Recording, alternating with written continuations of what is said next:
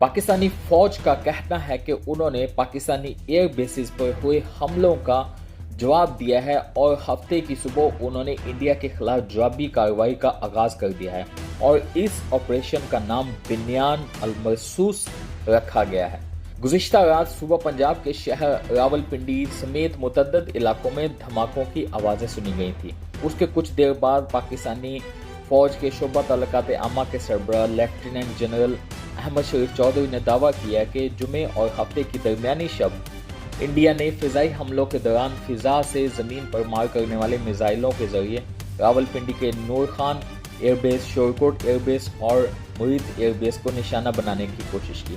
ताहम उनके मुताबिक इन हमलों के नतीजे में फिजाइये के तमाम असासे महफूज रहे। ये इतला दिए जाने के कुछ ही देर बाद पाकिस्तान की जानिब से एक जवाबी ऑपरेशन शुरू हुआ और उस ऑपरेशन का नाम ऑपरेशन मरसूस रखा गया और उसमें पाकिस्तानी फिजाइया ने और फिर पाकिस्तान की मिलिट्री ने दोनों ने पार्टिसिपेट किया और इंडिया को नाश्ता करवाया। ISPR के मुताबिक इस ऑपरेशन का आगाज पाकिस्तान की जानिब से फतेह 1 मिसाइल चलाकर किया गया। पाकिस्तानी फौज के मुताबिक इस ऑपरेशन को उन पाकिस्तानी बच्चों के नाम किया गया है जो इंडिया की पाकिस्तान की जारहियत के नतीजे में हलाक हुए थे। मजीद ये भी कहा गया कि पाकिस्तान इन मासूम बच्चों की शहादत को ना भूला है और ना कभी भूलेगा। अब बिन्यान मरसूस जो है इसका मतलब क्या है? बिन्यान मरसूस कुरान पाक की एक आयत से लिए गए हैं जिसका मतलब सीसा पिलाई दीवार है। कुरान की सूरह सफ की 4थी आयत है जिसमें कहा गया है बेशक अल्लाह उन लोगों को पसंद करता है जो उसकी राह में सब बस्ता होकर लड़ते हैं, गोया करो सीसा पिलाई दीवार है। ISPR के मुताबिक बिन्यान मरसूस ऐसे लोग हैं जो अल्लाह के रास्ते में जद्दोजहद करते हैं, यानी एक मजबूत लोहे की दीवार की मानिंद, और यही अफराद अल्लाह के सबसे महबूब बंदों में शुमार होते हैं। पाकिस्तानी फौज का कहना है कि इसी जज्बे के तहत इस ऑपरेशन का नाम बिन्यान मरसूस रखा गया। ISPR के मुताबिक इस ऑपरेशन का आगाज पाकिस्तान की जानिब से फतेह 1 मिसाइल चलाकर किया गया और फौज के शोबा तलकात आमा फतेह 1 चलाने की वीडियोज भी मीडिया के साथ शेयर की हैं। ये वीडियो सोशल मीडिया पर भी वायरल है। फतेह 1 मिसाइल पाकिस्तान का जदीद और मुख्तसर फासले तक मार करने वाला हथियार है जिसकी रेंज 140 किलोमीटर तक है। 24 अगस्त 2021 को मकामी तौर पर तैयार करदा फतेह 1 रॉकेट सिस्टम का तजर्बा किया गया था। फतेह 1 पाकिस्तान का तैयार करदा जमीन से जमीन पर मार करने वाला गाइडेड मिसाइल है जो फतेह सीरीज का हिस्सा है। इस सीरीज में एक और मिसाइल फतेह 2 भी शामिल है। ISPR के मुताबिक 400 किलोमीटर तक के फासले पर मार करने वाले इस मिसाइल में अपने हदफ को ठीक ठीक निशाना बनाने की सलाहियत है। फतेह 1 हदफ के लिहाज से 300 से 500 किलो वारहेड ले जाने की सलाहियत भी रखता है। कैनबरा की नेशनल यूनिवर्सिटी में स्ट्रेटेजिक और डिफेंस स्टडीज के लेक्चरर डॉक्टर मंसूर अहमद के मुताबिक फतेह मिसाइल पाकिस्तान की long range rocket artillery system में जदीद इजाफा है। इनका इस्तेमाल इंतहाई दुरुस्तगी के साथ मुख्तलिफ अहम अहदाफ पर जवाबी हमलों के लिए किया जाता है, जिनमें air bases, command and control centres, ammunition depots, logistic supply line और दुश्मन के फॉरवर्ड सप्लाई टैंक्स या तोपखाने वगैरह शामिल हो सकते हैं। डॉक्टर मंसूर के मुताबिक फतेह सीरीज पाकिस्तान का बहुत मौसर मिसाइल सिस्टम है जो एयरफोर्स के साथ मिलकर दुश्मन की ऑफेंसिव कैपेबिलिटी को निशाना बनाने और उनके हाई वैल्यू डिफेंसिव टारगेट्स को न्यूट्रलाइज करने में इस्तेमाल होता है।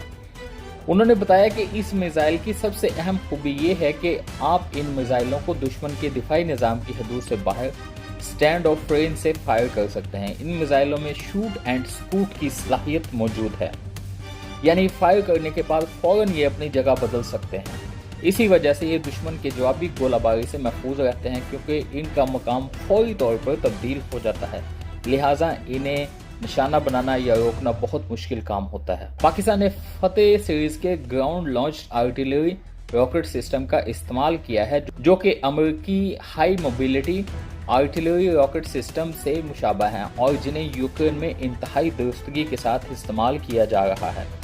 डॉक्टर मंसूर के मुताबिक ये मिसाइल सिस्टम मकामी तौर पर तैयार किया गया है, जिसका मतलब ये है कि इस सीरीज के मजीद मिसाइलों की तैयारी में पाकिस्तान को सप्लाई की कोई भी किसी किस्म की परेशानी नहीं हो सकती। उनका मजीद कहना है कि फतेह सीरीज में 1, 2, 3 और 4 मिसाइल शामिल हैं, जिसमें फतेह 1 और 2 400 किलोमीटर तक रेंज रखते हैं और ये दोनों फौज के ऑपरेशनल इस्तेमाल में हैं। उन्होंने बताया कि पाकिस्तान फतेह 4 पर भी काम कर रहा है, जिसकी रेंज 700 किलोमीटर है। दफाई अमूर के माहिर सैयद अली बताते हैं कि फतेह सीरीज के मिसाइलों की खासियत उनकी दुरुस्तगी के साथ साथ निशाना बनाने की सलाहियत है। ये इंतहाई दुरुस्तगी के साथ हदफ को निशाना बनाते हैं। ये सुपरसोनिक हैं और ये टर्मिनल स्टेज में मैनोवरेबल मिसाइल हैं। इनकी सबसे अहम खासियत मैनोवरेबल इन टर्मिनल स्टेज है, जिसका मतलब ये है कि कोई भी बैलिस्टिक मिसाइल सिस्टम इसको हिट नहीं कर सकता। इसकी मिसाइल वो क्रिकेट से देते हैं कि जिस तरह हम कहते हैं कि वकार यूनुस की लेट स्विंग होती थी। अगर कोई बॉलर रॉ पेस पर 160 किलोमीटर बॉल कर रहा है तो उसका कोई फायदा नहीं, लेकिन एक बॉलर अगर 140 की स्पीड पर बॉलिंग कर रहा है लेकिन वो लेट स्विंग होती है और बॉलर टारगेट पर पहुंचने से पहले अचानक अपने डायरेक्शन तब्दील कर लेता है, तो जिस तरह बैट और बैट्समैन के बीच गैप निकल आता है, इसी तरह डिफेंस सिस्टम के बीच गैप निकल आता है और दुश्मन के लॉन्च किए गए तमाम मिसाइल कंफ्यूज हो जाते हैं और आने वाले रॉकेट को हिट नहीं कर पाते। सैयद मोहम्मद अली के मुताबिक इसराइल की तरह इंडिया दिफाई निज़ाम की भी 3 तह हैं। बाहर वाली लेयर S-400 है, जिसकी रेंज 3 से 400 किलोमीटर है। इसके बाद इंडिया के पास इसराइल का दिया गया Barak 8 surface to air missile system है और तीसरा इंडिया का अपना बनाया गया आकाश सिस्टम है, जो इस दिफाई निज़ाम की तीसरी तय है। उनका दावा है कि टर्मिनल स्टेज में इस मिसाइल की दुरुस्तगी, रफ्तार और मैनेवरेबिलिटी इंडिया के तमाम दिफाई निज़ामों को शिकस्त देने की सलाहियत रखती है और ये पाकिस्तान के फुल स्पेक्ट्रम डिफेंस या दिफाई सलाहियत के जरिए दुश्मन को रोकने की हिकमत अमली का पहला और सबसे छोटा मिसाइल है। सैयद मोहम्मद अली के मुताबिक इस मिसाइल से किसी बेस को निशाना बनाने का फायदा ये है कि सैकड़ों हजारों बॉम्बलेट्स या छोटे बारूदी गोलों की बारिश से रनवे को तबाह कर देता है और ऐसे गड़े बना देता है कि वहां जितने जहाज खड़े हैं, जब तक रनवे तबाह है वो परवाज नहीं कर सकते। ये था जी फतेह सीरीज मिसाइल का छोटा सा ओवरव्यू।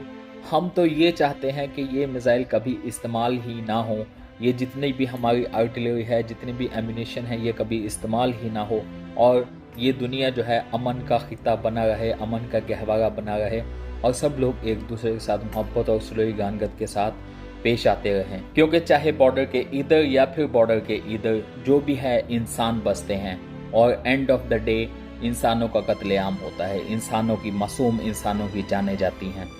अल्लाह ताला हम सबको अपनी हिफ्ज़ व अमान में रखे। ये अमान।